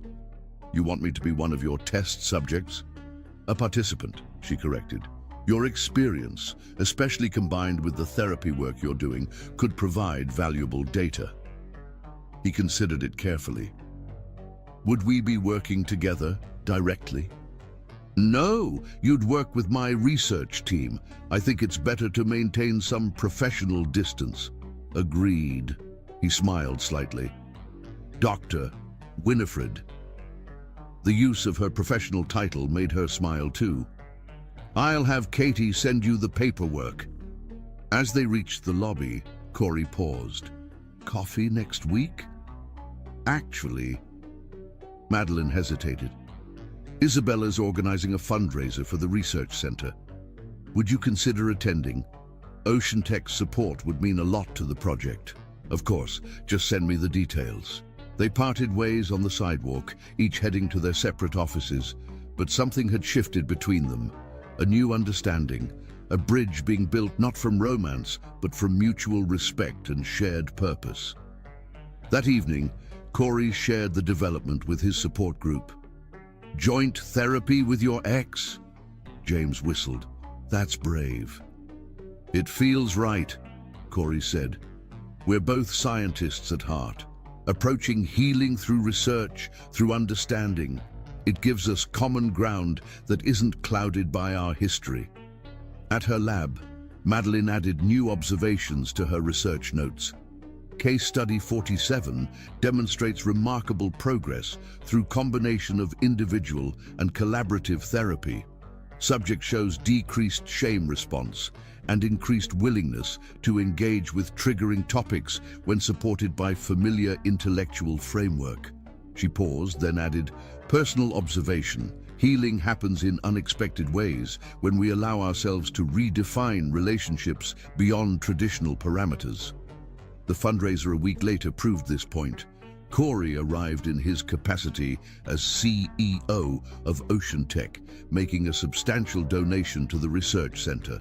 Madeline gave a presentation on their latest findings, professionally acknowledging his contribution without highlighting their personal connection. But during the reception, they found themselves discussing the intersection of quantum computing and neural network mapping, falling into their old pattern of building on each other's ideas. Isabella watched them from across the room. "They're doing it again," she said to Marcus, who had also attended. "Doing what?" "That thing where they forget anyone else exists when they're discussing science." She smiled. "Some things never change." "Some things do," Marcus countered, nodding toward them. "Look at how they're maintaining physical distance while staying completely engaged. That's growth." The fundraiser ended with Ocean Tech becoming the research center's primary corporate sponsor, a decision the board approved unanimously given the promising results of their trauma studies. Later that night, Corey received a text from Madeline. "Thank you for supporting the research. Your contribution will help many people." He replied, "Thank you for showing me that healing is a science as well as an art." Their weekly pattern continued. Coffee discussions, joint therapy sessions, professional collaboration through the research study. Slowly, carefully, they were building something new from the ashes of what had burned. Whether this new connection would ever bridge the gap back to romance remained uncertain. But for now, they were learning that love takes many forms, and sometimes the bravest thing we can do is redefine our relationships in ways that honor both our history and our healing. Chapter 11. Calm waters. The Aegean Sea stretched endlessly before them, its waters a shade of blue found nowhere else on Earth. Madeleine stood at the bow of the research vessel, her equipment capturing data from the ancient healing waters of Santorini. The Greeks had believed these mineral-rich waters could cure ailments of both body and soul. Now, her research was proving them right. "The mineral composition is extraordinary," she explained to Corey, who stood nearby monitoring quantum readings. "Combined with the unique electromagnetic properties of the volcanic vents, it's changing the neural response patterns," he finished, showing her his tablet. "Look at these quantum signatures." They had brought 12 trauma patients to this remote location, a pioneering study combining ancient wisdom with cutting-edge science.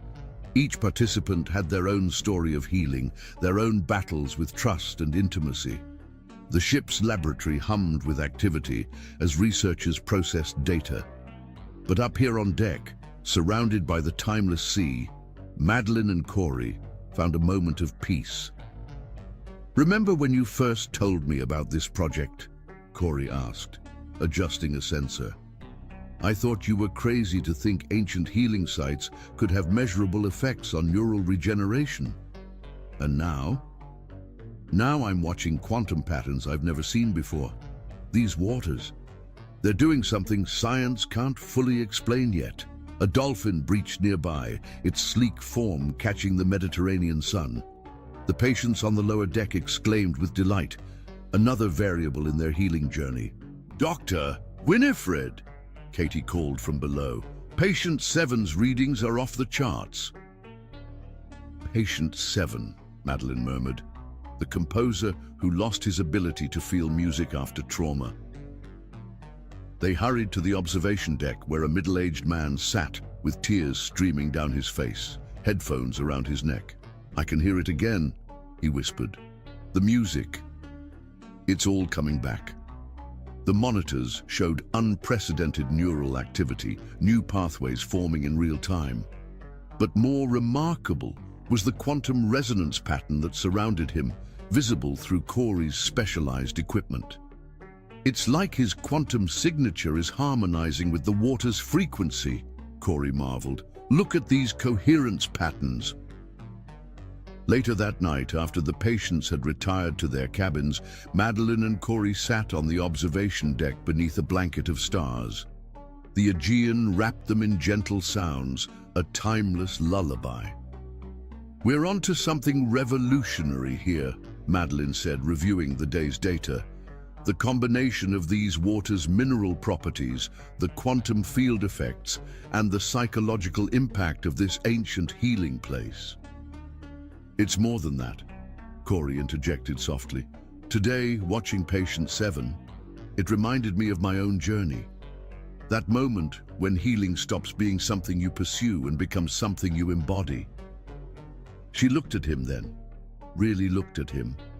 Gone was the haunted executive who had hidden from his truth. In his place sat a man who had made peace with his path. "The ancient Greeks believed these waters could heal any wound," she said, "but they also believed healing required complete surrender to the process. Like trust," he mused. "You can't half trust. You either do or you don't." A shooting star streaked across the velvet sky, reflecting on the calm sea. "I have something to show you," Madeline said, pulling out her research tablet. "We've been mapping healing patterns across different cultures, different traditions. Look what emerges when we overlay the quantum signatures." The holographic display showed a pattern that took Corey's breath away. A perfect geometric form that repeated across healing sites worldwide. "The geometry of healing," she explained. "It's the same whether we measure it in these waters, in Tibetan meditation caves, or in the brain scans of people who have found deep peace. There's a universal signature to profound healing." "And we're seeing it in our patients here?" "Yes, but..." She hesitated. "We're also seeing it in us." She pulled up their own quantum scans from earlier that day. The pattern was unmistakable. Their energy signatures had aligned with the ancient healing frequency of the waters. "The Greeks had another belief," she continued, "that some souls are like these waters. They go through tremendous upheaval, volcanic forces of change, but emerge with the power to heal others." Corey touched the holographic pattern gently. "Is that what we've done? Turned our storm into healing for others?" "Look at the data," she smiled. "Science doesn't lie." A warm breeze carried the scent of salt and possibilities. Below decks, 12 people slept soundly, their brains busy building new neural pathways. Above, the stars wheeled in ancient patterns, witnessing another kind of healing. "There's something else," Madeline said, pulling out a small box. "The local diving team found this near one of the underwater thermal vents. It's over 2,000 years old. Inside lay 2 simple rings made of an unusual metallic alloy. The composition matches nothing in our databases," she explained, "but look at their quantum signature. The rings, when scanned, produce the exact same geometric pattern they'd been studying." "Ancient healing technology," Corey breathed. "Hidden in plain sight all these centuries." "Not just healing technology," Madeline corrected. "According to the archaeological team, these were commitment rings. The Greeks believed they helped couples align their energy with the healing waters." Their eyes met in the starlight. No words were needed. The quantum patterns dancing between them said everything. Madeline slipped one ring onto her finger, offering the other to Corey. When he put it on, their quantum monitors lit up with unprecedented patterns of coherence. "Science confirming what the heart already knows," she whispered. They sat together under the ancient stars, the healing waters of Santorini lapping at their ship's hull, quantum patterns dancing in perfect harmony. Somewhere below, 12 souls dreamed of new beginnings. Above, 2 hearts beat in sync with rhythms older than time. The research voyage would continue for another week, gathering data that would revolutionize trauma treatment. But in this moment, science and love, ancient wisdom and modern understanding merged into something greater than the sum of its parts. They had traveled far, across oceans of pain, through storms of truth to reach these calm waters. Now, wearing rings that carried centuries of healing wisdom, they prepared to help others navigate their own journeys to wholeness. The night wrapped around them like a blessing as the eternal sea sang its song of renewal, transformation, and love that transcends time itself. Chapter 12. Ocean's Depth. Moonlight painted silver paths across the waves as Corey and Madeline walked hand in hand along their private beach. 6 months had passed since their vow renewal, each day bringing them closer, healing deeper. Tonight was different.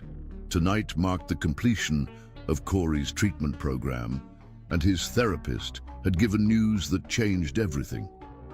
Complete neural pathway regeneration, Madeline marveled, her scientific mind still processing the results. The combination of psychological and physical therapy created entirely new pathways. "Thanks to your research," Corey said softly, pulling her closer. "You never stopped believing healing was possible." They reached their favorite cove, where string lights had been artfully arranged in the surrounding trees, casting a magical glow over the sand. Rose petals formed a path to a luxurious blanket laid out with champagne and Giuseppe's finest tiramisu. "What's all this?" Madeline asked, though her heart already knew. Corey's eyes shone with love and certainty. "This is where our new story began, where we chose to rebuild what fear had broken. Tonight I want to show you that your faith in healing, in us, wasn't misplaced." He led her to the blanket, pouring champagne into crystal flutes. "Do you remember what you told me in therapy? That true intimacy starts with emotional vulnerability." "I remember." Her voice was soft with emotion. "You taught me that love isn't about perfection. It's about acceptance, growth, and fighting for each other." He touched her face gently. "Tonight, I'm completely healed, but that's not what matters most. What matters is that we healed together, found strength in our broken places." Madeline's eyes glistened with tears. "We did it together." "Together," he agreed, drawing her close. Their kiss was different from all the ones before, deep, passionate, free from any hesitation or fear. The moonlight wrapped around them like silk as they explored this new dimension of their love. Every touch carried the weight of their journey, every kiss tasted of triumph over fear. The sound of waves provided a rhythm to their passion, nature itself celebrating their victory over doubt. Later, wrapped in soft blankets under the stars, Madeline traced patterns on Corey's chest. "Your heart's beating so strong." "It knows who it belongs to." He kissed her forehead. "You know, they're calling your research revolutionary. The Winifred method is being implemented in treatment centers across the country." "Our research," she corrected. "Your journey provided the breakthrough data we needed. Now others will find hope in your story." "Hope," he mused, holding her closer. "A year ago, I was drowning in shame. Now I'm helping other men face their fears. Life has a strange way of turning storms into salvation." They made love again as dawn painted the sky in shades of promise, their passion deeper for having waited, for having healed, for having chosen each other despite every obstacle. As the sun rose fully, they sat wrapped together on their blanket, watching the day begin. "Move in with me," Corey said suddenly. "Not to the penthouse. Let's find a new place, something that's ours from the start." Madeline smiled. "I was wondering when you'd ask." "Yes. Really? Really?" She kissed him softly. "Besides, the research center's new building is opening next month. It makes sense for the center's director to live closer." "About that?" Corey's eyes twinkled. "The board voted yesterday. The Ocean Tech Winifred Institute for Neural Regeneration is officially funded for the next decade." Happy tears spilled down her cheeks. "You did that?" "We did that. Our story, our research, our healing, it's going to help thousands of people, Madeline. This is just the beginning." They walked back to the beach house as the world awakened, their bodies and souls finally completely united. Inside, Corey pulled her into their bedroom, unwilling to stop touching her. "I love you," he whispered against her lips. "Every part of you, the brilliant scientist, the compassionate healer, the woman who taught me that vulnerability is strength." "I love you," she answered, drawing him closer. "The man brave enough to face his fears, to choose truth over shame, to help others find their way to healing." Their passion ignited again, stronger with each touch, each kiss deeper than the last. They had learned that physical intimacy was just one expression of their love, beautiful and precious, but made more meaningful by the emotional intimacy they'd built. As they lay tangled in sheets later, planning their future between kisses, both marveled at how far they'd come. From broken trust to complete unity, from shame to celebration, from fear to absolute freedom in their love. Their story would be told in medical journals and research papers, offering hope to others facing similar struggles. But the real miracle wasn't in the scientific breakthrough. It was in two hearts that chose to fight for love, to face fears together, to believe in healing even when the storms seemed endless. The ocean waves continued their eternal dance outside their window, but Corey and Madeline had found their perfect rhythm. In sync with each other, with their truth, with their destiny. Their love had weathered the storm and emerged stronger, deeper, more beautiful for having been tested. This was their real happily ever after, not a fairy tale ending, but something far more precious. A love story written in truth, sealed with healing, and promised to last for all their days to come. Beautiful lessons from silent storms. Dear readers, this story carries several precious lessons about love, trust, and healing that I hope will touch your hearts. 1. True love requires complete trust. The deepest lesson from Corey and Madeline's journey is that love without trust is like a house built on sand. No matter how strong our feelings, how perfect things seem on the surface, relationships need the foundation of complete honesty to survive life's storms. 2. Healing takes courage. Corey's struggle teaches us that sometimes the hardest person to be honest with is ourselves. His journey shows that true strength isn't in hiding our vulnerabilities, but in having the courage to face them. When we hide our struggles out of shame, we deny ourselves the chance to heal and grow. 3. Partners in healing. Through Madeline's character, we learn that love means being willing to face challenges together. Her background as a scientist who studies healing reminds us that understanding and support can transform even the deepest wounds into opportunities for growth. The power of second chances. Their story shows us that while trust, once broken, is difficult to rebuild, it's not impossible. Sometimes relationships must break completely before they can be rebuilt stronger than before. Like a broken bone that heals more resilient at the point of fracture. 5. Breaking the silence. For men struggling with intimate issues, this story carries a special message. You are not alone, and there is no shame in seeking help. Your worth as a person, as a partner, isn't diminished by your struggles. The real measure of strength is having the courage to speak your truth. 6. The price of secrets. We learn through their pain that keeping secrets to protect someone we love often causes more damage than the truth would have. When we deny others the chance to support us through our struggles, we also deny them the chance to love us completely. 7. Love's transformation. Finally, their journey teaches us that true love isn't about finding perfection. It's about finding someone who will stand by us as we face our imperfections. It's about growing together, healing together, and becoming stronger through our shared challenges. Remember, dear readers, in your own relationships, choose truth over comfort, choose vulnerability over protection, choose growth over stagnation, choose healing over hiding, and most importantly, if you're carrying burdens similar to Corey's, know that you deserve love, understanding, and support. There is no shame in seeking help, only courage in facing your truth. Let this story remind us all that our struggles don't define us. It's how we face them, how we heal from them, and how we grow through them that shapes who we become. With deepest love and understanding, Mr. Peter,